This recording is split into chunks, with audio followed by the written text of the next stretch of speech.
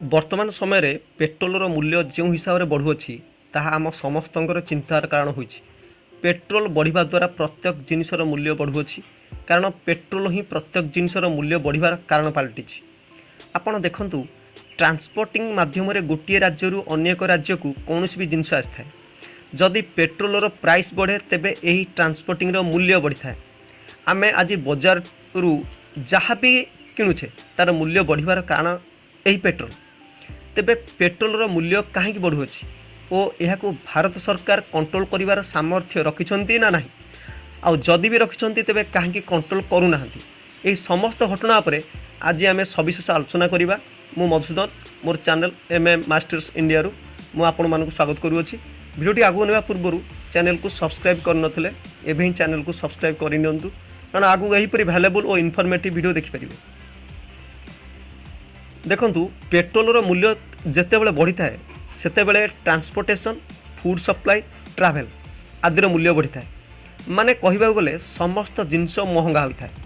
ତେବେ ପେଟ୍ରୋଲର ଏହି ମୂଲ୍ୟ ବଢ଼ିବା ପଛରେ କ'ଣ କାରଣ ରହିଛି, ଆସନ୍ତୁ ଡିଟେଲ୍ସରେ ଜାଣିବା। ଦେଖନ୍ତୁ, ବିଭିନ୍ନ ପ୍ରୋସେସ୍ ଦେଇ ପେଟ୍ରୋଲ ଆମ ପାଖକୁ ଆସିଥାଏ, ନା କି ଖଣିରୁ ବାହାରିଲା ଓ ଆମ ପାଖକୁ ଆସିଲା ଓ ଆମେ ତାକୁ ବ୍ୟବହାର କଲେ, ସେମିତି ହୁଏନି ନା।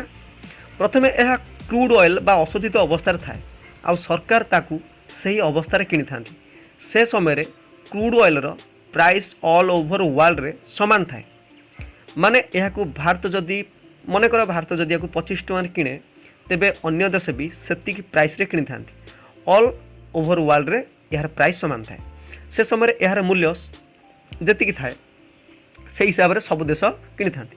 କିନ୍ତୁ ଯେତେବେଳେ ଏହା ଦେଶକୁ ଆସେ ସେତେବେଳେ ଏହା ବିଭିନ୍ନ ରିଫାଇନାରୀରେ ପ୍ରୋସେସ୍ ହୋଇ ଅଶୋଧିତ ତୈଳରୁ ପେଟ୍ରୋଲକୁ ଆସିଥାଏ ଏବଂ ଏହାକୁ ସାରା ଦେଶରେ ବ୍ୟବହାର କରାଯାଏ। ଆମର ଯେମିତି ହିନ୍ଦୁସ୍ତାନ ପେଟ୍ରୋଲିୟମ, ଇଣ୍ଡିଆନ୍ ପେଟ୍ରୋଲିୟମ, ଏମିତି ବିଭିନ୍ନ ପ୍ରକାର ଯେଉଁ ଅଛି ସଂସ୍ଥା, ଏହି ସଂସ୍ଥା ମାଧ୍ୟମରେ ଡିଷ୍ଟ୍ରିବ୍ୟୁସନ୍ ସବୁ କରାଯାଇଥାଏ। କିନ୍ତୁ ଭାରତ ସରକାର ଏହି ପେଟ୍ରୋଲକୁ ନେପାଳକୁ ବିକ୍ରି କରିଥାନ୍ତି, ହେଲେ ନେପାଳରେ ପେଟ୍ରୋଲର ମୂଲ୍ୟ ଭାରତଠାରୁ କମ୍। ଏହାର ବିଷୟରେ ଆମେ ଯଦି ଜାଣିବା, ଗୋଟିଏ କଥା ଆପଣ ଯଦି ଜାଣିବେ ତାହେଲେ ଜିନିଷଟା ବୁଝିପାରିବେ। ଦେଖନ୍ତୁ, ଇଣ୍ଟରନ୍ୟାସନାଲ ଲେବୁଲରେ ପେଟ୍ରୋଲକୁ ବ୍ୟାରେଲ୍ ହିସାବରେ କିଣାଯାଇଥାଏ। ବର୍ତ୍ତମାନ ମେ 17, 2022 ସୁଦ୍ଧା ଆଜିକା ଡେଟ୍ରେ କ୍ରୁଡ୍ ଅଏଲ୍ର ପ୍ରାଇସ୍ $109 ରହିଛି, ଆଉ ଗୋଟିଏ ବ୍ୟାରେଲ୍ରେ 169 ଲିଟର କ୍ରୁଡ୍ ଅଏଲ୍ ରହିଥାଏ।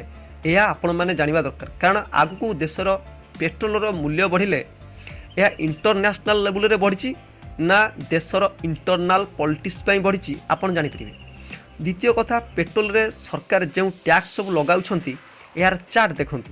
ପେଟ୍ରୋଲର ମେନ୍ ପ୍ରାଇସ୍ ରେଟ୍ ଦେଖନ୍ତୁ ଏବଂ ଏହାର ଟ୍ୟାକ୍ସ ଦେଖନ୍ତୁ, ଯାହାକି ମେନ୍ ପ୍ରାଇସ୍ ବା ବେସ୍ ପ୍ରାଇସ୍ ଠାରୁ କେତେ ଅଧିକ ଅଛି। ବର୍ତ୍ତମାନ ସମୟରେ ଯଦି ଦେଖିବା, ଓଡ଼ିଶାରେ 112 ଟଙ୍କା ପରେ ପେଟ୍ରୋଲର ଦର ରହିଛି।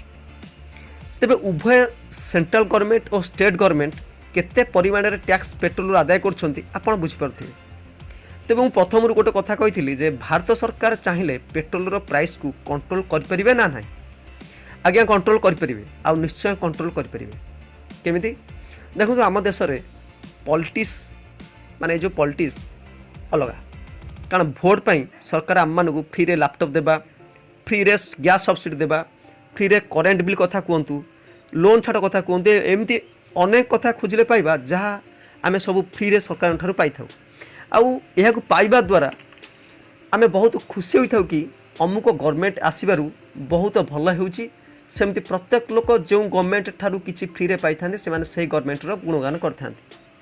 ଯେଉଁଦିନ ଏହିସବୁ ଫ୍ରି ଜିନିଷ ସରକାର ବନ୍ଦ କରିଦେବେ ତା ପରଦିନ ଠାରୁ ପେଟ୍ରୋଲ ଲିଟର ପିଛା 60 ଟଙ୍କାରୁ ତଳକୁ ଆସିବ, ଇଏ ଗ୍ୟାରେଣ୍ଟି ସରକାର ଦେଇପାରିବେ।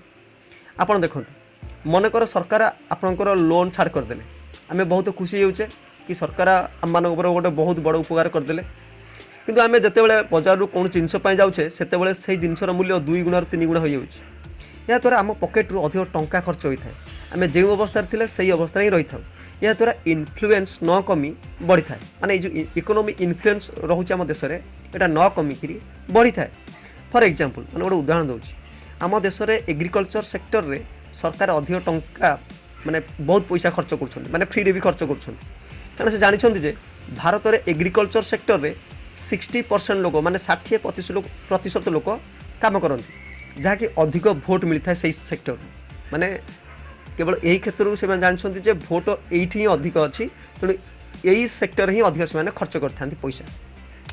तेबे भारत में कौन चाषी मान उन्नति होती आप देखो भारत में जो सेक्टर बर्तमान एग्रिकल्चर सेक्टर जो जी पैसा खर्च कर सरकार ताले कौन माने उन्नति कौन होती जदि क्षेत्र में उन्नति होता तेबे चाषी मैंने आत्महत्या पर बड़ भूल कर न देखो फ्री रे जो लोक सरकार पाई कौन जिन पाई किसी भी उन्नति होना आप देखूँ अतीत को देखूँ वर्तमान भी देखूँ माने जी भी फ्री रे पाई कौन किसी उन्नति होना से मैंने जो अवस्था से अवस्था एवं भी रही कथा हूँ फ्री रे कौन जिनस नदे पाईगले हेनी से कथा जिनस नदे सरकार अधिक कर्मसंस्थान सृष्टि करने दरकार जहाद्वारा लोक मैंने अधिक जॉब पाइपर और देश में इकोनॉमी इन्फ्लुएंस कम हो पार और देश आग को बढ़ी पार।